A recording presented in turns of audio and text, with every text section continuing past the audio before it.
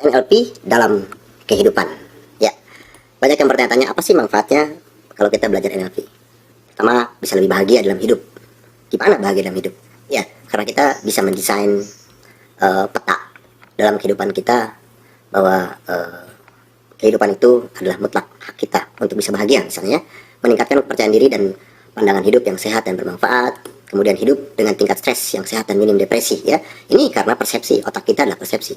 Misalnya tidak punya uang, bingung, nah itu kan bisa jadi depresi, ya, bisa jadi stres. Padahal kalau kita bisa membuat sebuah desain pikiran kita, maka stres kita bisa berkurang, ya.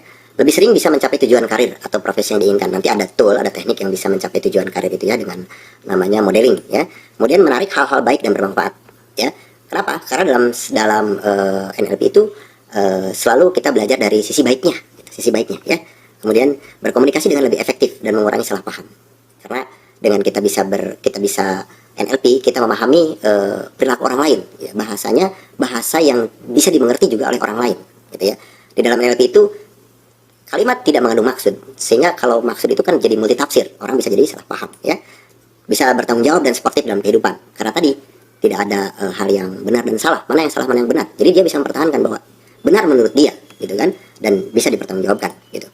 Lebih memperhatikan kepentingan bersama dan menghormati orang lain, karena tadi menganggap bahwa setiap orang punya kehidupannya masing-masing, setiap orang punya peta kehidupannya masing-masing, punya model kehidupan dunianya masing-masing, dan kita harus bisa menghormatinya itu, ya. Lebih efektif dalam kehidupan sosial, karena ya tentulah komunikasinya baik, cara mempersepsikan, cara menerima informasi dari luar itu sangat baik sekali kalau kita menguasai NLP, ya. Lebih dewasa dalam berpikir, berkata-kata dan bersikap, pasti itu, ya. Lebih cepat pulih dari berbagai kejadian yang menantang secara emosional, seperti kesedihan, ya. Iya, memang itu adalah naluri, ya, orang harus sedih, masa nggak sedih, tapi tidak larut. Dengan NLP ini tidak larut kesedihan, tidak larut dalam kegundahan, ya, tidak merasa benar-benar merasa down, gitu, ya, stres karena kehilangan, bencana, trauma dan lain-lain. Nah, ini ini ada toolnya nanti bagaimana Anda bisa melakukan hal ini, ya. Kemudian lebih efektif dalam membantu orang lain, efektif dalam hidup mereka, ya. Kita bisa memberikan advice kepada orang lain karena kita bisa mendesain, kan, bisa mendesain pola pikirnya, gitu. Kemudian lebih efektif lagi dalam membina keluarga, sahabat, karyawan, karena bagaimanapun orang-orang di sekitar kita itulah orang yang punya pemikiran, orang yang punya persepsi, orang yang bisa mengerti satu bahasa, gitu kan, bahasa yang dimengerti oleh mereka. Akhirnya ya Anda bisa benar-benar efektif, ya, dalam membina semuanya itu. Memimpin dengan lebih efektif. Anda tahu konteksnya ketika berbicara ini seperti apa, Anda tahu konteksnya untuk kepentingan apa. Seorang pemimpin itu nanti akan bisa lebih efektif, ya. Menjual dan bernegosiasi dengan lebih efektif. Nah, ini sangat penting sekali, ya. Karena kenapa? Karena bagaimanapun konsumen, pembeli itu adalah orang, ya, manusia yang punya peta dunianya masing-masing, yang punya persepsi terhadap satu produk atau punya perilaku yang berbeda ketika dia mau memutuskan membeli produk kita, ya. Lebih bisa berenergi dan antusias dalam menghadapi hidup, karena kita sering memberikan motivasi kepada diri kita sendiri, gitu kan, dengan menggunakan tata bahasa dengan programming dengan NLP itu. Oke. Nah, ini sekelumit, ya, tentang manfaat NLP dalam kehidupan yang diaplikasikan langsung, gitu, ya. Misalnya jika Anda seorang marketer, ya, maka NLP ini akan meningkatkan kemampuan Anda dalam menjual, negosiasi dan persuasi, ya. Anda bisa meningkatkan percaya diri bahwa menjual mudah, menjadi begitu mudah. Nanti ini akan saya jelaskan dalam video teknik tentang building rapport, ya. Karena ternyata membeli itu lebih kepada emosional, gitu, ya, bukan kepada produknya apa, tapi kepada manfaat produk. Lebih dalam lagi, karena emosional, ada sisi emosional antara pembeli dan penjual, ya. Bahkan Anda bisa mengetahui strategi penjual ulung dan memodelnya. Nah, ini cara memodel, bagaimana orang itu kok pebisnis ini, marketer ini hebat banget, jualannya laris banget, gitu, ya. Nah, cara memodelnya itu nanti dengan NLP bisa sangat mudah. Nanti di dalam video-video selanjutnya akan saya jelaskan, ya. Kemudian Anda bisa mengetahui profiling atau meta program klien Anda. Ada program video meta program, ya. Anda bisa mengetahui profil meta program.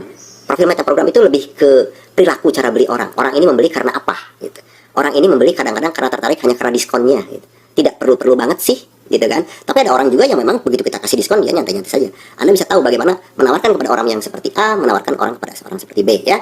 Nah, Anda bisa mengatasi juga penolakan dengan meta model, karena sudah dengan cara A, B, C, D segala macam ini orang tuh selalu nggak mau deh karena ini, pikir-pikir dulu dan sebagainya, ya. Nanti NLP ini bisa ada teknik yang juga saya sampaikan dengan meta model nanti di video berikutnya, ya. Itu dengan cara menggoyangkan keyakinan prospek, keyakinan konsumen, ya, dengan NLP. Bagaimana cara meyakinkannya nanti di video tentang meta model Anda akan mendapatkan lebih jelas dan bahkan kita praktekkan. Oke. Nah, jika Anda seorang trainer atau pembicara profesional, maka NLP akan membantu Anda untuk menyusun struktur pembelajaran yang efektif, gitu ya. Seperti apa pembelajaran yang baik karena peserta trainernya itu kan berbeda. Itu juga orang-orang yang mempunyai pola berpikir, yang mempunyai kebiasaan, yang mempunyai peta model dunianya masing-masing ya. Karena kalau kita menganggap semuanya sama, nanti akan ada timbul, oh yang ini lebih pintar, yang ini lebih bodoh, yang ini lebih cepat, yang ini lebih lambat. Sebenarnya bukan soal lambat dan cepat, bukan soal bodoh dan pintar ya, tapi karena modelnya, petanya, cara merespon sebuah materi, setiap orang itu akan berbeda-beda. Nah, nanti Anda akan tahu bagaimana ya pola seperti itu. Ya, jika Anda seorang profesional, ya, menangani banyak aspek manajerial, misalnya pimpinan, ya, NLP itu sangat membantu Anda untuk membangun kerjasama kelompok. Ya, kenapa ya? Kelompok juga orang, mereka juga sama mempunyai peta dunia, mereka juga punya cara merespon, ya, cara memfilter sebuah informasi. Ya, ini akan bisa mengefektifkan Anda juga. Oke. Nah, jika Anda seorang mahasiswa, ya, pelajar mungkin Anda kebetulan, NLP bisa memudahkan mengefektifkan efisien belajar. Kok begitu? Ya, karena ini adalah soal gaya, kembali soal gaya. Jadi kalau misalnya setiap orang tuh punya gaya dalam menyerap sebuah informasi dari luar, dia mudah jika, ya kan? Mahasiswa yang ini mudah jika demikian, mahasiswa yang ini mudah jika demikian. Nah, Anda bisa nanti tahu, oh ternyata saya itu lebih mudah dengan cara seperti ini, gitu. Tapi bagi sebagian mahasiswa mungkin cara yang seperti ini adalah sulit. Nah, itu ya, nanti ketika Anda mengetahui bagaimana teknik-teknik NLP, di video-video berikutnya bisa Anda aplikasikan. Oke. Di video kali ini tentang sistem perilaku manusia, ya. Nah, ini nanti harus Anda benar-benar perhatikan dan Anda kuasai. Kenapa? Saya menjelaskan tentang perilaku manusia. Sekali lagi bahwa orang memilih produk yang Anda tawarkan itu menggunakan perasaan, bukan menggunakan logika seperti ini ya. Oke. Nah, dalam diri manusia itu ada yang namanya pikiran sadar dengan potensi 12%. Ini sifatnya logis, analitis, dan matematis ya. Kemudian ada yang namanya pikiran bawah sadar dengan potensinya 88%. Ini yang saya maksud perasaan, tidak logis, self-talk, persepsi, pendapat tentang sesuatu, ya. Kadang-kadang orang ini memilihnya nggak logis. Kenapa sih memilih yang seperti itu? Kan ini lebih baik, lebih murah, lebih mudah misalnya. Ya memang begitu. Karena kebanyakan orang dipengaruhi dalam memilih produk, membeli itu dengan perasaan. Ya, contoh begini. Kenapa misalnya orang itu memilih baju warna merah gitu? Kenapa tidak warna putih? Ini kan lebih bagus, bahannya lebih keren, harganya lebih murah. Itu logis ya. Tapi karena bawah sadarnya mempunyai satu hal yang tidak bisa dijelaskan dan tidak logis, perasaannya dia sukanya merah. Ya sudah, maka dia akan membeli yang merah walaupun lebih mahal. Bahannya kadang-kadang ya nggak terlalu bagus-bagus amat ya. Nah, tugas Anda nanti bagaimana meyakinkan mereka yang memiliki sebuah perasaan agar kita masuk ke dalam perasaan mereka yang tidak logis tadi, yang 88% ya. Nah, jadi manusia itu sekali lagi ada pikiran sadarnya 12% dan pikiran bawah sadarnya 82%. Berarti ini pikiran bawah sadar itu sangat besar pengaruhnya dibandingkan dengan logis. Sehingga kalau Anda menawarkan produk kepada orang dengan hal-hal yang logis menurut penjual, menurut marketer, tapi menurut mereka itu bukan hal-hal yang logis kadang-kadang ya. Dengan perasaan, dengan hal-hal yang dia sukai saja, ya dengan dia beli ya begitu saja. Kadang-kadang juga tidak perlu amat dia beli, tiba-tiba membeli. Seperti misalnya terjadi pada impas produk-produk yang tidak sengaja oleh orang itu dibeli ya. Nah, kemudian seperti ini kejadiannya ya. Ini bagaimana orang itu bisa meyakini sesuatu, dia menyukai warna, dia menyukai bentuk, dia menyukai sesuatu hal itu kadang-kadang sulit dijelaskan secara logika. Misalnya ada orang yang sangat suka sekali kalau beli jam tangan. Karena jam tangannya sudah banyak sekali ya. Dia beli lagi. Nah, ini ada satu hal yang dia yakini, aku suka banget jam tangan. Kan kalau logikanya jam tangan sih cukup 1 atau 2 deh gitu. Yang satu buat apa, yang olahraga, yang satu buat kerja gitu ya. Tapi ini banyak sekali keundangan, beda lagi. Nah, ini kadang-kadang ribut-ributan. Kenapa sih beli lagi itu? Nah, ini yang disebut dengan orang membeli itu dengan perasaan. Makanya jangan aneh. Kenapa banyak sekali jenis-jenis produk, jenis-jenis merek-merek begitu ya. Misalnya jam tangan dengan berbagai merek yang banyak sekali, dengan warna, bentuk, jenis segala macam, tapi tetap aja laku, dan karena memang ada yang menyukainya gitu ya. Oke. Bagaimana orang itu meyakini sesuatu? Ini ada proses yang terjadi. Yang pertama dari proses induksi eksternal ya. Induksi eksternal ini biasanya datangnya juga bisa disengaja atau tidak disengaja. Yang disengaja itu memang dibuat, seperti misalnya nasihat dari orang tua, nasihat dari guru, apa yang dia baca, gitu kan? Dipaksa secara eksternal masuk melalui visual atau melalui penglihatannya, apa yang dia lihat. Dia seringkali melihat kakaknya yang dia idolakan, dia sering melihat orang tuanya yang diidolakan, temannya yang diidolakan, ya. Atau orangnya lebih kuat ke audio. Dia sering mendengar dari orang-orang yang dia idolakan tentang produk, tentang warna, tentang jenis. Ya, ini masuknya akan ke pikiran bawah sadar yang 80% tadi. Atau ada sebuah pengalaman. Misalnya kalau dia beli di kalau dia belinya secara offline misalnya, tidak online, ya. Dia bilang lebih aman, lebih mudah. Dia bisa melihat langsung, memegang langsung produknya. Nah, ini masuk menjadi sebuah keyakinan. Nah, keyakinan ini eh kita kan tidak tahu keyakinan seseorang itu di mana dan apa terhadap produk yang dia mau pilih, ya.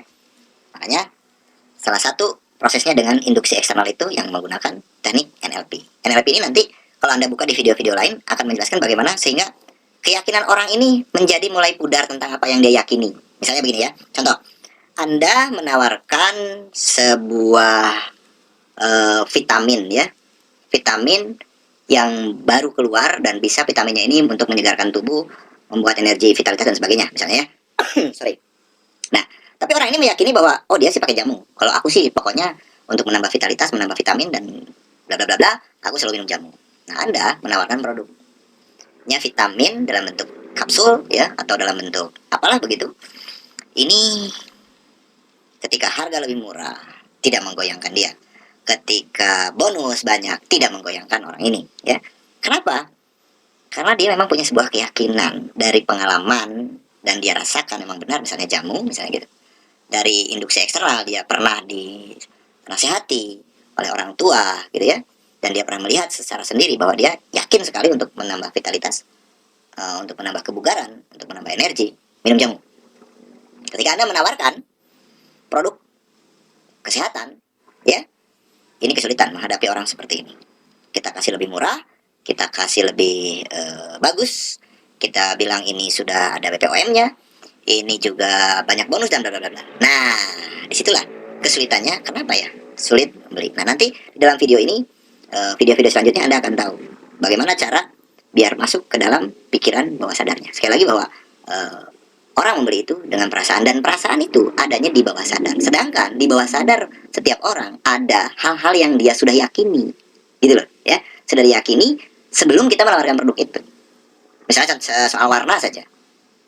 Misal begini, orang ini memang dari dulu sejak kecil dia orang tuanya kebetulan Auri misalnya gitu ya. Auri itu kan cenderung dengan warna biru, pakaian seragamnya biru, rumah dinasnya biru dan segala macamnya semuanya serba biru. Nah, ini mengakibatkan anak ini suka dengan warna biru, ya kan? Ketika dia mau membeli pakaian, ketika dia membeli kendaraan atau membeli segala macam harus ada unsur-unsur birunya. Ketika nggak ada unsur birunya, tiba-tiba saja orang ini agak sedikit nggak pas, nggak cocok. Kalau ditanya nggak cocok apanya gitu.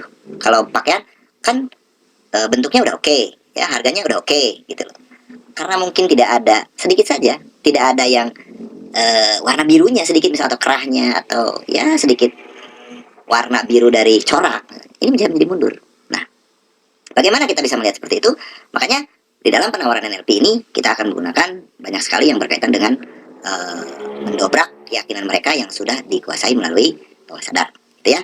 Oke, jadi sekali lagi bahwa setiap orang itu memiliki pikiran sadar dan pikiran bawah sadar. Pikiran bawah sadar memiliki kemampuan atau potensi 88% dibandingkan pikiran sadar yang logis.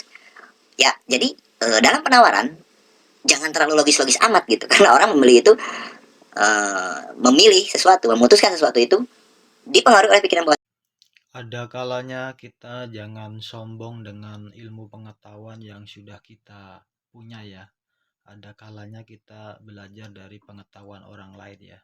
Siapa tahu ada sesuatu yang bisa kita ambil dan kita sempurnakan akan menjadi lebih baik dan sangat bermanfaat buat diri sendiri maupun orang lain ya.